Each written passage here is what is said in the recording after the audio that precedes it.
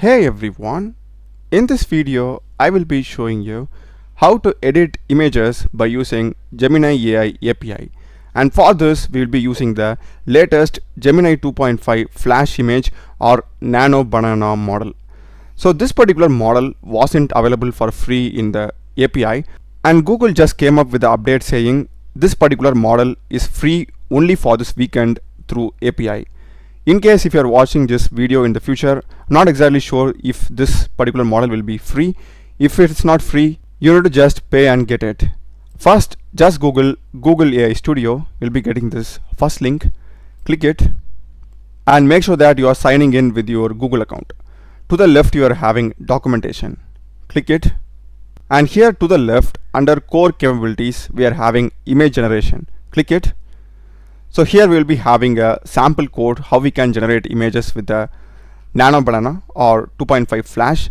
Our aim is image editing. So if you just scroll down, here we are having image editing, text and image to image.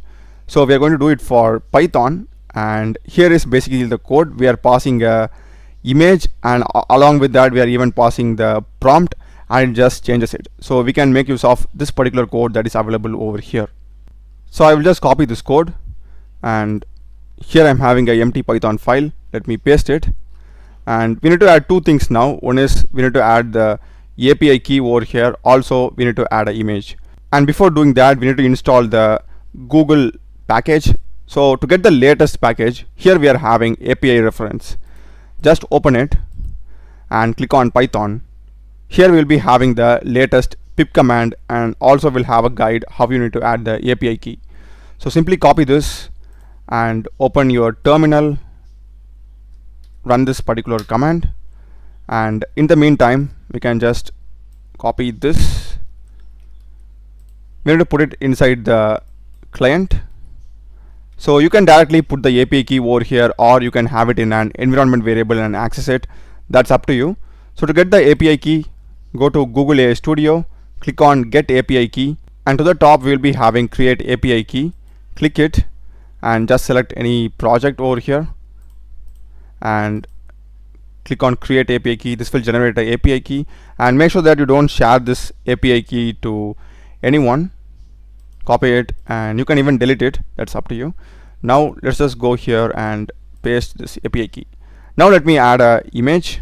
So this is the image that I'm going to pass, and I'm having the image in the exact same folder as my Python file, so that I don't have to give the full path. And here we can just change the name of the image. So in my case it's going to be image 1, and now just change the prompt. Make it wear a black hat and sunglasses. So the output will be stored over here itself, generated image. So now let's run it. So it's going to be Python space your file name with the extension. So we have got the response. It says here's your cat with a black hat and sunglasses, and a new image, generated image, has been created. So if I click it, and damn, we have got the black sunglasses and a black cap. How perfectly it has done it. So this is the old one, this is the new one. So we are done with this image editing, text, image and image. So this is the first example. If you just scroll down, we are having some prompting guide and strategies. So this is for generating images. In case if you're generating images, you can try this. To the right we are having prompts for image editing. So click that, and so here we will be having some sample prompts how to edit, like a remove particular thing. So this is for adding and removing elements. So if you use this exact same prompt in your use case, you'll be getting better results. So this is the code for that. Similar code, exactly the same thing that we have done. And next we are having the in painting. So this is the demo for that. Style transfer. And next one is combining multiple images. I wanted to show this also.